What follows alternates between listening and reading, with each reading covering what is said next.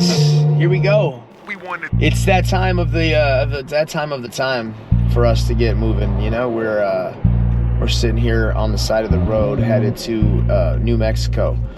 We're going to Belen, New Mexico, and Belen, New Mexico is it's a place where Mesa Gardens is located, and that's where we're going, man. Legendary seed business started by Steve Brack, currently being run by Mr. and Mrs. Morad, and I am very excited and feeling very fortunate today to be driving out there. Shout out to the Los Angeles Cactus and Succulent Society for sponsoring today's episode. Big thank you to everyone involved over there. Appreciate what you do for the community. Make sure to go check them out and become a member. Oh, my heart just skipped a beat. I know, look, I know that you're a little self-conscious about your sedum. I get it. There's things I'm self-conscious about too. But when I see the apex of one of my loves. Gotta be Dilbata. Oh, right, yes, it certainly is Dilbata. Look at that beauty. Look at that beauty. We've got some better ones in some other greenhouses. Oh, so just you take wait. Your word for it. Just you wait, man. And here's another. So I'm doing this, guys. You guys are always asking longer videos, less cuts, all this stuff. You know, I try to be cinematic for you guys, but you guys want everything. So look at that. This is, I mean, for sure one of my favorite. Yeah. Oh my gosh. No. Chrysocanthus. It's Chrysocanthus? Yeah. Oh yeah, that's Chrysocanthus. Phaeocactus, for sure. Okay. Is there a tag? Yeah, you got it, man. Yeah, it's one of my faves. So you have this is the gold spine form, and then Chrysocanthus also has the red spine form. Absolutely. I think, is it Cedros Island? I'm not sure, but it's one of the Baja Islands. Oh, there's the gold grows on one island, and then the red grows on another island. And I've got a beautiful. I did a video with Greg Starr recently, and I got a beautiful red spine Chrysocanthus from him. And look at, here you go. So this is how you know. You go to a collector's house, right? There's nothing wrong with that. I love collectors. I do. I love them. I'm a collector. But you go to a collector's house, you don't ever see this, right?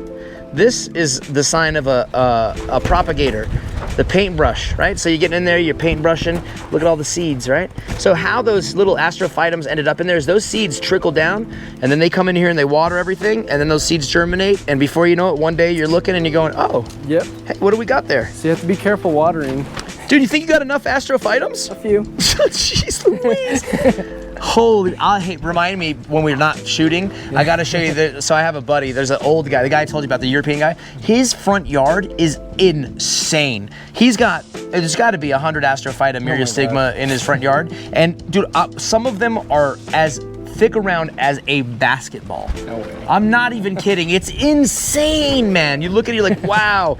You know, the combination of plants he has wouldn't be right for to see in habitat, but I mean, it looks like a habitat, you know? Wow, insane. Jeez Louise. Yeah. Oh my gosh, that is...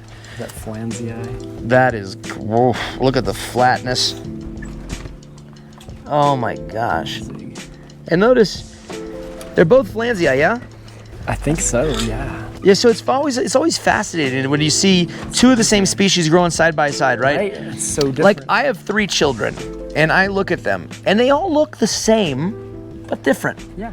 I'm like, yeah, that's my kid, that's his brother, but he looks exactly like him, but not really, you know? Right. Slight differences. And so, like, these are brothers, but this one grew up on the streets, you know?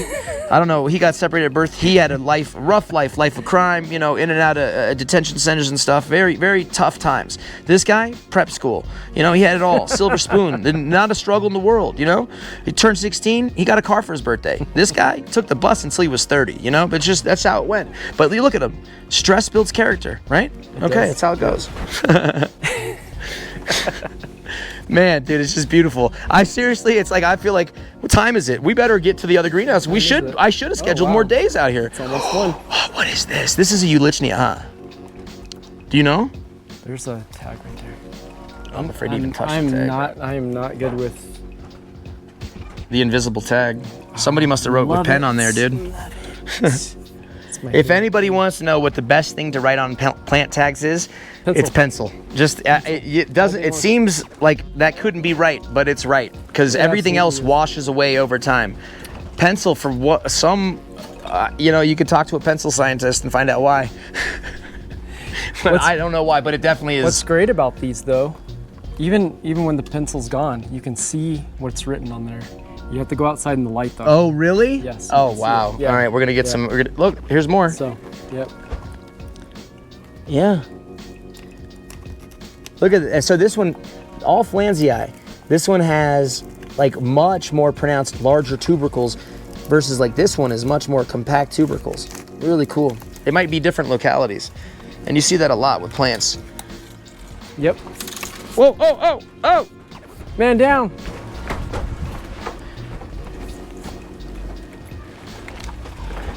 So that's a heavy pot, man. What's your soil mix? It's mostly mesa soil.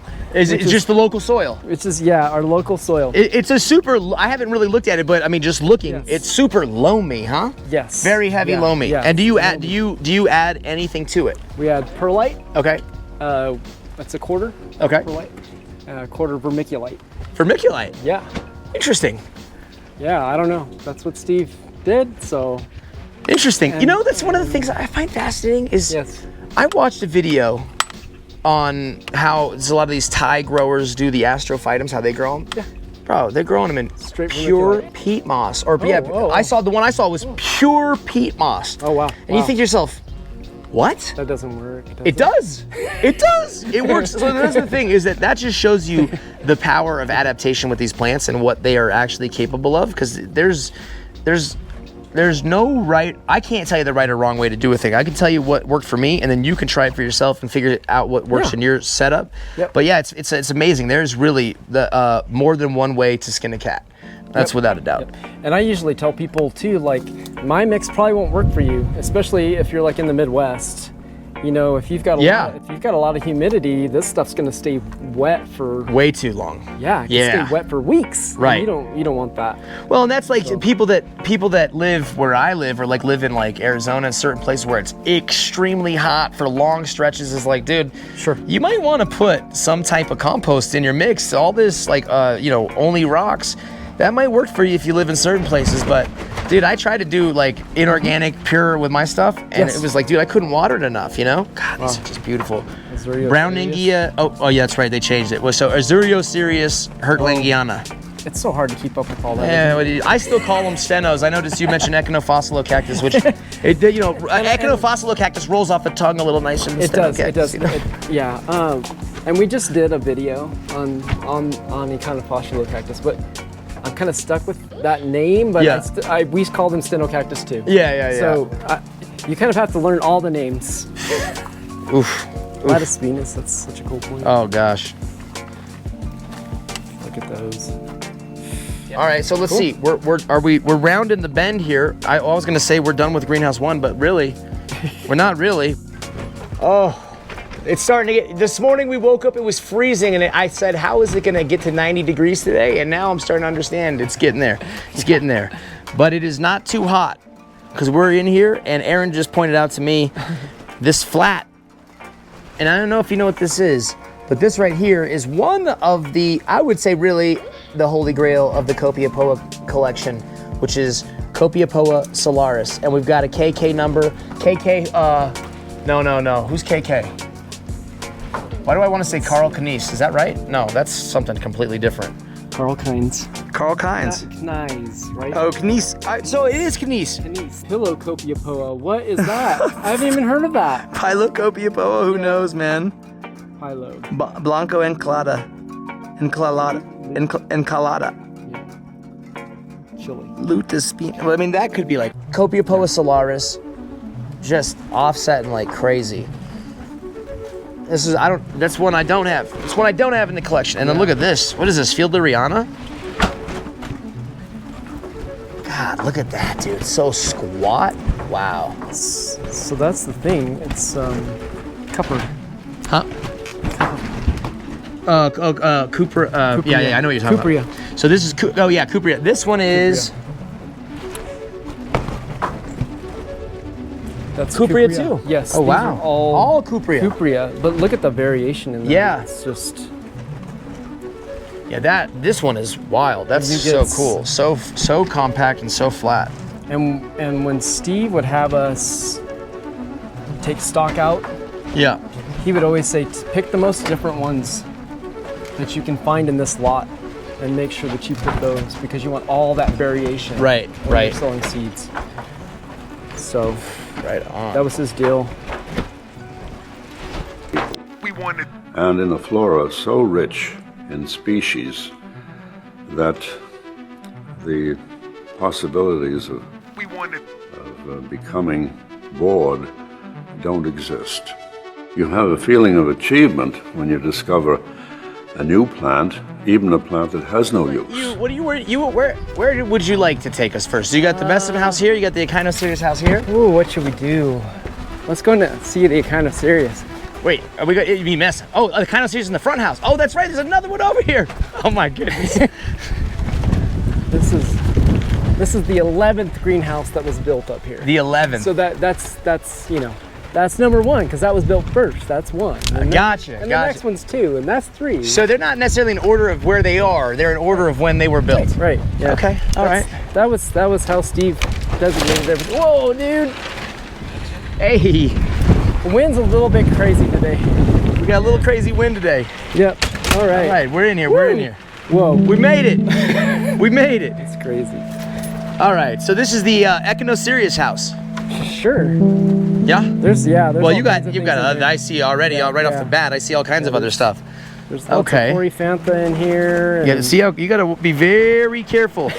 You see how close that spine is? It's very dangerous. Right? You got to. That's not the best place for that, is it? This is like all hardy stuff. Okay. So this all can take below 10 degrees. Okay. Yeah. Wow. So that's, you know, that's what we're running in here. Man. If it does get down below 10, then I have to get a heater going and get a fan to push the air around. Now, when it's real cold, well, you have this so open, so you get plenty of airflow normally anyway. Right. Okay. Yeah. So we're not trying to cool the greenhouses or anything like that. Just wow. Open up the sides and let it. Taro cactus, huh? Wow. That's pretty. Taro cactus? Yeah. That's a pretty one. That's really pretty. Are those little glaucids on it, or? It's not like, they're not bad like prickly pears. Like fiberglass? Yeah, they're not, you can touch that. That's a pretty, I'm not really familiar with that. And that's PT, Taro? Yes, yeah. And they have big tubers. So, you have the Taro cactus. What's the species on this one, do you know? Either way. Coons. Huh? Coons. Coons probably. Coons. Okay, so you have Taro cactus, PT, Taro, like pterodactyl. And this plant has a tuberous root, so you can feel the pot, and you can actually feel that the pot is quite bulged. There's no give to it whatsoever, and you can see it's a little rounded here. But then you can actually see that tuberous root has fit through these tiny holes on the bottom of the pot and is now extending. So in order to repot this plant, what I would end up doing is taking it here and probably cutting it like right there, tear it, and just rip the pot apart to be very careful not to cut that root and damage it. But yeah, I always love seeing that. It's just a sign of the age and how much time that plant has spent in that pot. And I love seeing the bulging pots, you know? Sure. They do. Yes. I have one of these. Oh, okay. It hasn't bloomed for me yet. Oh. Well, it's a long, right now, I think I do. It's a long, so maybe that's... I wonder if that's the same thing. It has a tuber. Maybe. Oh, you have more of them over here. Well, that's a really pretty flower. That's a really pretty flower. What are these different species? Yeah. Wow. Taro cactus, you guys. Yeah. Man. Yeah. You may not even heard of it before. I wasn't familiar with it really. That's really pretty. You know, you find something new every day and you get smitten. Ooh. Is it McDowellii? McDowellii or whatever it is? Yep. Thilo? Yeah. Mm-hmm. Yep. Look at the flower on that one. Yeah. Wow, wow, wow. Look at the Epithelantha bokeis. God, I love the soil. The soil, it looks like... Yeah. Like it looks real deserty, you know? Nah, well, you know, like it doesn't look like store-bought soil. It looks more like a habitat in a pan, you know? Yeah, so true, yeah. Oh, wow. Incredible. And Echinocactus, they pretty much, we grow everything pretty much in that soil mix. Wow, this Echinocactus, seeing so many of them together like that, they are in such large clumps. The texture of these, you know what they remind me of is the, if you ever look at like anything that, like stingray, like if you see, I had like a piece of stingray hide or whatever that was, I bought it at a textile place. Yeah. And it's the little pustules and the little bumps that you have on Titanopsis. I mean, it really is, I mean, I guess you could even say it's sort of like convergent evolution in some weird sense. I don't know if it actually is or not, but it sort of seems like it because it is the same. It looks identical. Like it's identical. Interesting. Good God, look at this. This is a great place for somebody who's got attention deficit disorder because you could get distracted by those unbelievably beautiful, betalain pigment-rich, purple single-spike Gymnocalycium vateri sitting there, all flat and beautifully hard-grown in the hardy house. So he's growing those in the hardy house, doesn't turn on the fans until it gets down to 10 degrees. That is, so that just shows you what you think you know about the plants in your collection. You may not actually know. It's a never-ending quest for knowledge, and we're doing this together, right? We're learning together. Yeah, because they can take a lot more cold than you think they can. It's pretty wild. That's what Dean was saying about the Trichocereus. She says, you know, a lot of these books were written a long time ago, and they were written by people in Europe in glass houses. I got some comments from Europeans in glass houses on that video that had some things to say about that, and I understand it's a case-by-case basis. Sure. But there is something to be said about, like, well, have you pushed it? And how many times did those people that wrote that book, how much time did they spend there in that habitat? Did they really see all the extremes that that plant can get? Or are they going based off of, like, their, you know, you could go to a habitat 20 times, and that's still an extremely limited amount that you could go there 1,000 times and still not know everything there is to know about that place. It's never ending. Yeah, you got it. Oh, yeah. Oh, yeah. Oh. Whew. Look at those boys. Oh, my gosh. Lost a few over the years, but... I see, I see. And that happens, right? Yep, it happens. So that's a Echinocactus Horizontalonius, which is... You have these growing here, native in New Mexico? Because I know they're in Arizona. Yes, we do. Yes. Okay. Just south of... Gotcha. Let's not be too specific. Let's not be too specific. You know, you got these poachers watching. I know there's a lot of fans watching. I know the poachers are watching too, so you got to be careful. Oof. Oof, I think this is one of my faves. Look at this. I'm playing a risky game here, you guys. Oh, it is. Chloranthus, or? Oh, God, that smells so good to me. This like Fruit Loops, or? Like vanilla, or so like fruit. Yeah, kind of fruity. Oh. Come sniff it. Come sniff this fleshy spine. All right, you want to see something cool? Yes. Oh, what is this? No. This is This is Mohoneopsis. Mohoneopsis? Yes, which it might be grouped into Tephro-cactus now. I think Whoa, I think that's glomerata. Those spines are heavy. Yeah, isn't that cool? That is really cool. Yeah, so that feature that he just showed you where he touched the stigmas with the paintbrush and they closed in like that, that is an adaptation. And what that does, the way it benefits the plant, is it's going to close in on the bee or the fly or any of the pollinators that go in there, and they're going to have to kind of struggle through all that. And as they struggle through all that, they're going to get a lot more pollen on them, which increases this plant's chance of successfully making seed and furthering its life. Oh gosh, dude. I mean, Echinocactus, so you know, they got the flower game on lock. Oof, is this Lasiacantha? Yes. Man, those are fat. Look at those babies. Oof. So I guess there's an old name on that, but yeah. Oh yeah? What's the old name? Rosea Sintra? That's a... Well, I think there's a couple in that complex. Oh, look at this one, dude. Holy moly. Do you see what's going on here? Yeah, it's like It's like making all kinds of bifurcate. It's not. I wouldn't even say. I wouldn't say it's not crested, but man, that is doing some things, dude. Yeah. Maybe monstrous. Yeah, it could be doing that. Yeah. Could be. Could be. That's. Whew.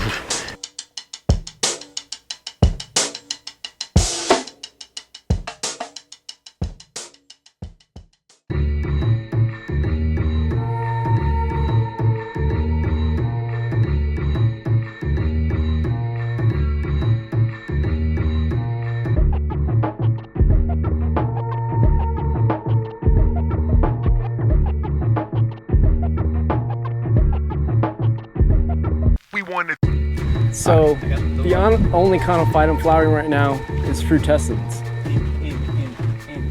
So just so cool. This is my face. I'm sorry. I don't know what to do. Hold on. The door, baby. The door. Yeah, the door.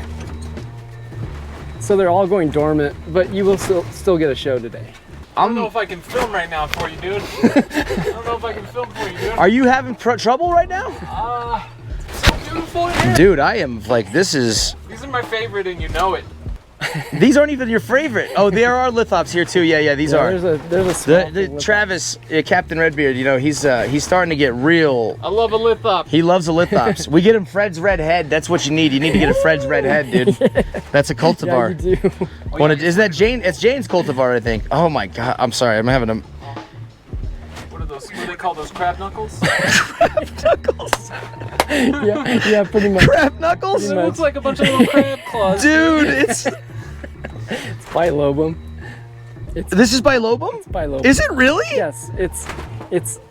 Why does it look so amazing? Well, you know, it's I mean, shedding its bilobum old is leaves. It's shedding its old leaves, so they're gonna dry out.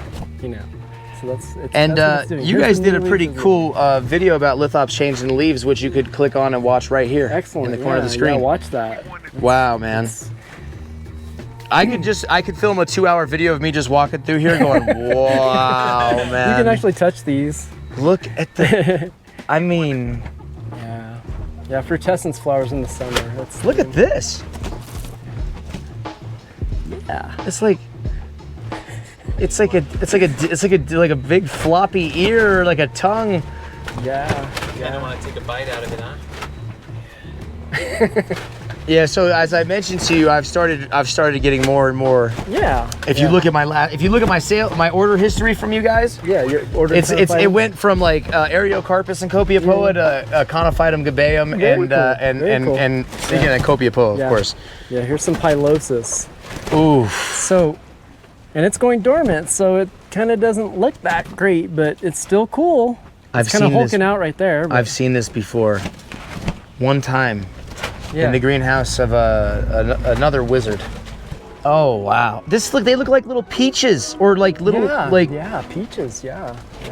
Gosh. And so these plants, these are from the arid desert regions of South Africa. Yes. Yeah. I did go to South Africa in 2017. Nice. So I did get familiar with Ruiberg. Okay. You know, well this is Page A. Page A. But from Rui, yeah. From Ruiberg. Okay, yeah, so Page A, is that the one that gets like the little lips kind of? Yeah. Okay, yeah. Yep. They don't all do that, but they will get a fissure, and sometimes it'll just be dark green. Okay. But yeah, they all and sometimes they have those little purple little pouty lips, yeah. Wow. And so Conophytum hammeri, those have gone dormant. This is one of the ones I'm growing that I bought from you guys. Oh, right on. Yeah. See how I can get it to go. Small? They're tiny. Yeah. I mean, they're the size of one of these little, little. Yeah. So what's the purpose of having these shiny? Is that just you wanted them there? It's just to protect them from, protect the soil. Okay. You know? And it does make them look pretty too. Yeah, for sure. It's nice to have a top dressing on your plants. Whew. Man, I mean, I honestly, dude, I could sit here and just. It helps retain the moisture too. Yeah. You know. Wow. Some of them just like. That's Armionum. That's. Conophytum armionum. Yeah, that's. What is this one here? Oh, that's Upcordellum. So it's Upcordellum decliniatum. Cordellum decliniatum. Yeah. That it's It looks so cool when it's It does look really. It does look really cool, actually. Yeah, you should grow those. That's a good one. Yeah. And they self-pollinate too. So that's really helpful. So that one's not healthy. No. Oh yeah, I see the little rot there. Yeah, Is that Dentaranthus? Or what is that? It's Argyroderma testicular. Okay, testicular. Yeah, that one. Oof. I wonder why it's called testicular. I wonder. Right now, it must have testicular cancer. It looks like, you know. That one does. Gosh, like look at the. There we go. Some lips. Yeah, I was gonna say there's some lips. Right there. Yeah. Dude, come get some close-ups of these little lips over here, dude. Yeah, Page is definitely one of my favorites. It's a good one. That's a cool one. They had a single head, or like a two-headed one available last time I was at Plants for the Southwest, and I didn't get it. Oh, no. And I should have, and I don't know why I didn't get it. I really don't know. I don't know what my thought process was. So yeah, but I didn't get it, and I can tell you one thing, and I'm sure there's a lot of people that can relate to what I'm about to say. Yeah. I have never regretted buying a plant. I've never said, oh, darn it, I shouldn't have done that. Like, why do now I have that plant, I wish I didn't have it. It's never happened. No. But I have regretted not buying plants. If you have the opportunity to buy an exceptional plant, just do it. Yeah, do it. Do it. Do it. Absolutely. Even if it's not in great shape, even if it's exfoliated or whatever, buy it, because it's not going to be like that forever, because you're going to take it and you're going to wizard it back to good health. Yep. Oh yeah, There's baby. Radum. Oh yeah, that's a good one too. Yeah. Gumdrops. Yeah. Like this is just, man, you got to time your trip to South Africa right, so you don't see them all dormant. Right. Know? I'm sure that they're not all dormant at the same time though. No, they're not. So you probably see a mix. You'll see lipidum. Well, so what time of year would you go to not see them dormant in South Africa? Because we're talking. You'd go. Other hemisphere. Yeah, so they're going to be awake in the wintertime, which is right now. There. Yes. Ah. So you want to go in the summer here. Here, yeah. Yeah, to see them. Catch a little break from the heat here. So this is yeah, exactly. Windhoek Mountain. So that's where this plant hails from, and this is Conophytum limp. What is limp? Limpidum. Limpidum. Yeah. And so just these little guys here, those are the seed pods. These here. Those are the fruits. And so you would basically just with your fingers or with a pair of tweezers just gently kind of wiggle them off. Now is there, like, if you were to try to wiggle that off and it doesn't want to come off, do you wait or do you kind of force it a little bit? We don't typically pick them until the fall. Until fall? So they come off easy. They're all ready in the fall. Yeah. Okay. I mean, if you're really pushing it, I guess you could, like, I don't know, once you pollinated it, maybe wait 5 months and they'll be ready. Yeah, but the thing, I think you're probably better off just to let it run its course, because anytime you try to rush these things. Yeah. So is this more of the radum here? It's Monii. Huh? Monii. Monii. Yeah. That's also a really cool, translucent kind of gummy looking plant. These are all that, yeah? Yeah. Say the name again for me. Monii. Monii. Yeah. Conophytum monii. Yeah. All right, we are back at it. We're coming by. We had here in Belen today. It's 90 degrees. It's windier than the day that Wendy's house blew away. Is it Wendy and Toto? Is that right? You come on. Dorothy.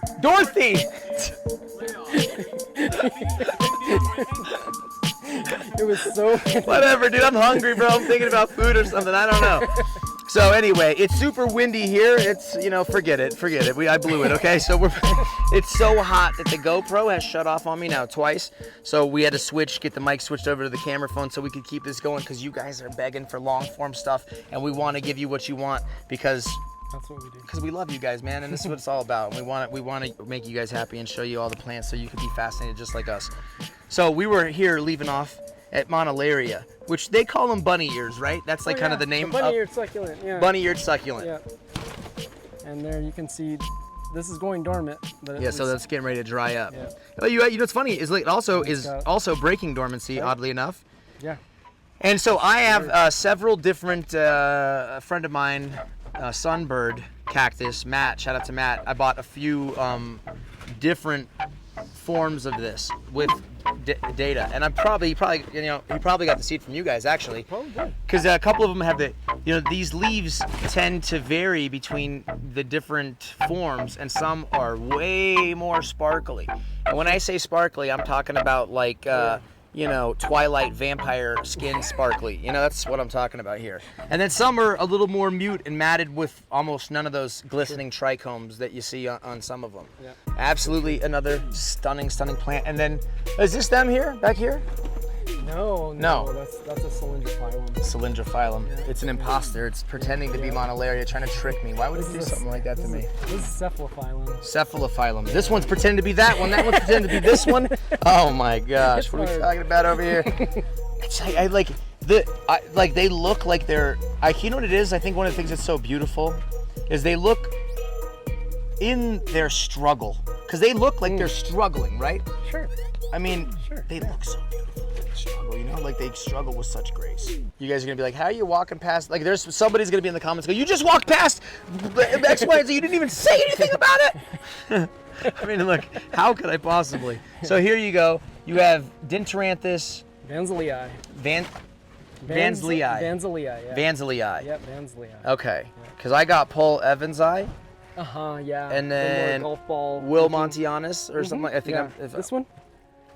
No, this is Wilmontianus. Oh, there's Paul Evansi. Yeah? No, that's Wilmontianus too. Yes. Oh.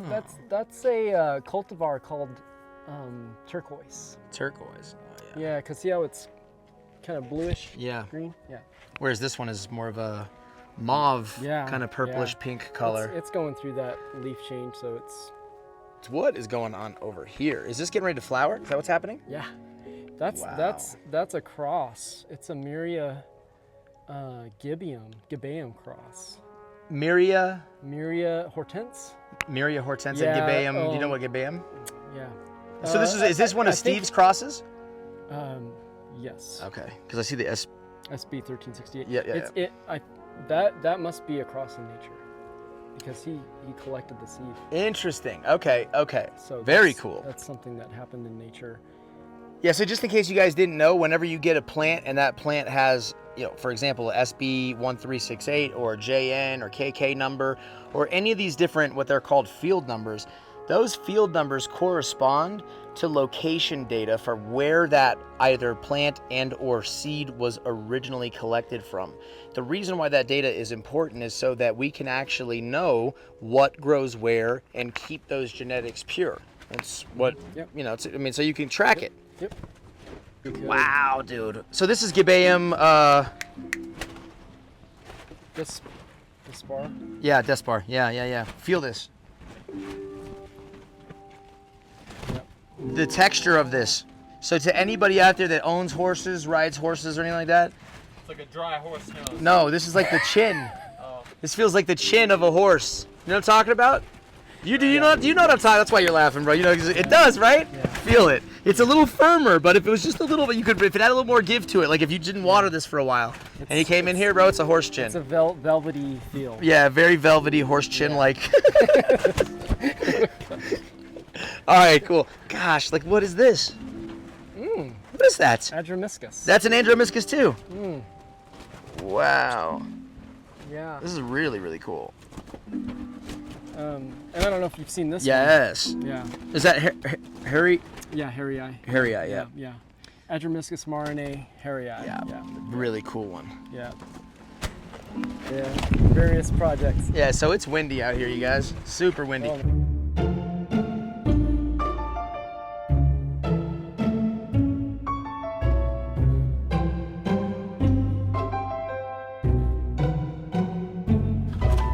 Oh Lord. Dude, I might need to be misted with cold water. Oh Lord. Oh Lord. Oh my God. Oh yeah. Okay. No, see, this is where Oh my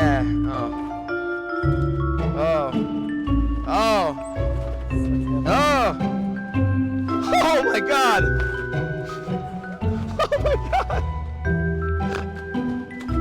Oh Lord! Holy cow, man! Goodness gracious. Whoa! Whoa! Oh my god! Oh my gosh! It just keeps going. Oh! Look and see what I'm talking about with the terps, dude. They literally look like pink socks. Told you I had Turbinicarpus. You know what pink sock is on Urban Dictionary? No. Never mind.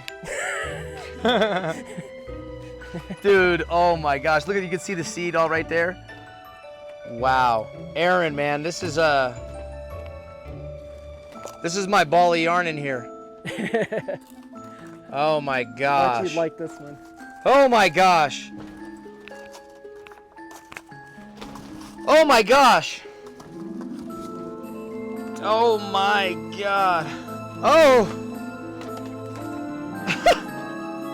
I promise I'll talk. I just can't. Let me just get. What the? Oh my god, man. This is what, like. Look at the. Oh my god. Wow. It just. Wow. Just. Everything is everywhere. That's wow. Oh my holy. Dude. What in the world? Wow, dude. You guys ready to join the occult or what, man? Dude. Neopaterias. Oh my I don't gosh. think a lot of people like Neopaterias, but I really like them. Yeah, if you call them Areocytes, people do. That's all you gotta do. That's really it. That's Areocytes. Yeah. You just call it Areocytes and Here's some more Areocytes. I don't think now this is actually Areocytes. That's Areocytes, yeah. This is an actual Areocytes. Yeah, Or Rada. it is. I've got a seedling. Jeremy Spath gave me a seedling. It's about that big. That's one that I care for. Care for deeply. Yeah. I love it. God, oh my gosh. Okay. My palms are getting sweaty, which has caused me to get dry in my mouth. Look at this. Dude, I can't even tell you, like this right here, because you know what this means? You know what this is? This is decades. Like you're looking at so much time. They're time capsules, man. These are time capsules. Like look at that. Look at the just, wow. Look at that. You got what, Mammillaria brandingii? That's from Baja, so you guys saw that in my Baja video. That's pretty cool. Mammillaria brandingii, and that looks like a Copiapoa maybe. Yeah, in there. That's Areoquipa, yeah. Areoquipa. Yeah. Good. Oh!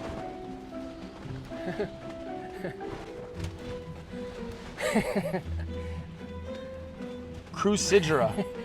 Oh, from Oaxaca. This grows out of limestone. You know, a lot of my favorite plants seem to grow out of limestone. Maybe in a past life I was killed by falling onto limestone blocks or something, or maybe I was buried in a limestone tombstone. I don't know, but I obviously have some kind of connection. Oh, look at that, dude. This is. Is that one plant or multiple plants? It's multiple plants. Yeah. There's 4 in there. That is gorgeous, dude. Wow. Yeah. Wow-wee. Yeah, I gotta love those. Okay, all right. So we're looking at. I mean, okay. I'm sorry, guys. I'm trying to get my bearings here together because we're in the zone. This is the stuff. This is the stuff that gets me going crazy. You got Areocarpus. I mean, you got Turbinicarpus. You've got Copiapoa. You've got Mammillaria. I mean, you've got more Copiapoa.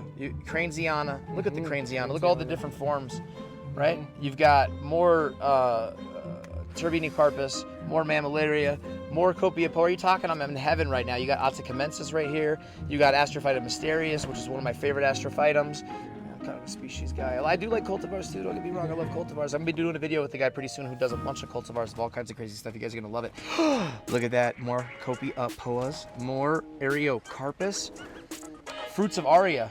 So I guess technically, really, it would be Areocarpus, is how you should say it, because the etymology is the fruits of Aria, some princess or something like that, if I'm not mistaken. It's definitely because of the fruits of Aria, whether it's a princess or not, I could be wrong. More Copiapoas. Jeez Louise.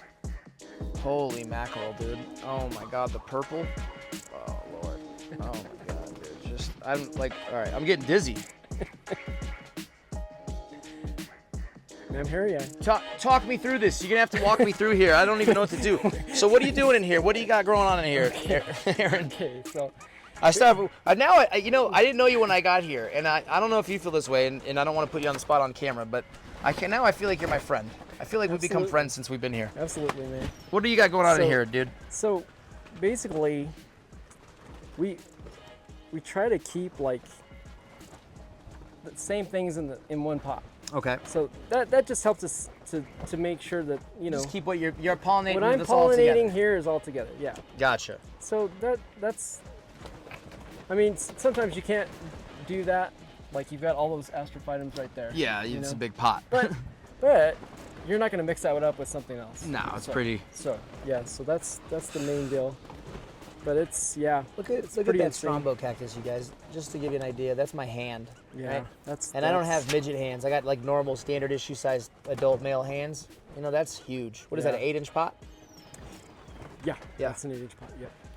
And Steve got that from somebody. He got a plant in 76. 76. Yeah. Wow, man. So who knows how long the plant had been alive before he got it, but yeah. Columna albas. Yeah. And look at the difference just between those 4 columna alba. And then you've got, what is this? Is that tigrillensis? So it looks. could be. But it's so hard to say with things, with POAs especially, in cultivation versus what they look like. Right. I mean, that's one of the. And the names too, you know. There's no doubt what we're looking at. Oh my God, dude. Yeah. If you ever needed like someone killed, I would take that as payment and do it for you. So, when I worked here for Steve in the 90s, I grafted this. That is awesome. And it's still holding strong on that Paraskiopsis, man. That is crazy, Isn't that dude. amazing? And so what this is, Astecium. yeah, Astecium, and that's Valdesianus. Hintonii. Hintonii. Yeah. So yeah, Hintonii is the one with the ribs on the tubercles. Yeah. Okay. Yeah. And is this Retsusis? Yeah. Retsusis. Wow, man, look at that, dude. Dura. Oof.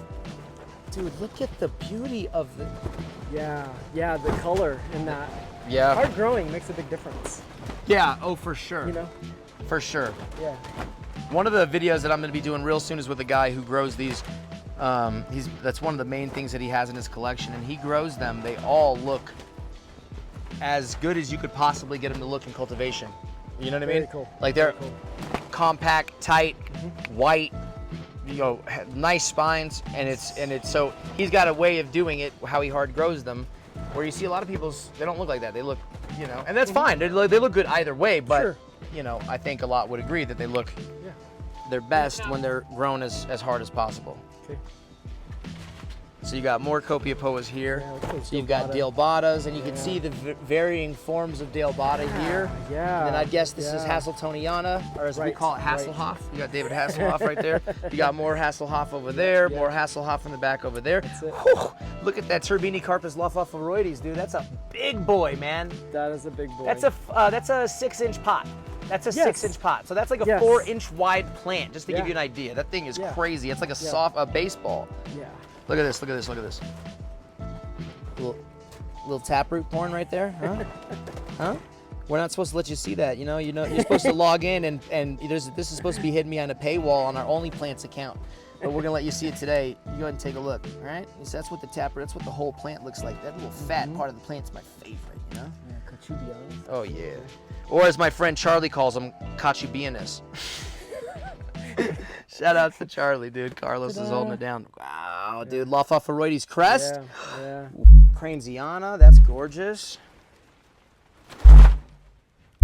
Okay. Man, dude, this is there's more greenhouses.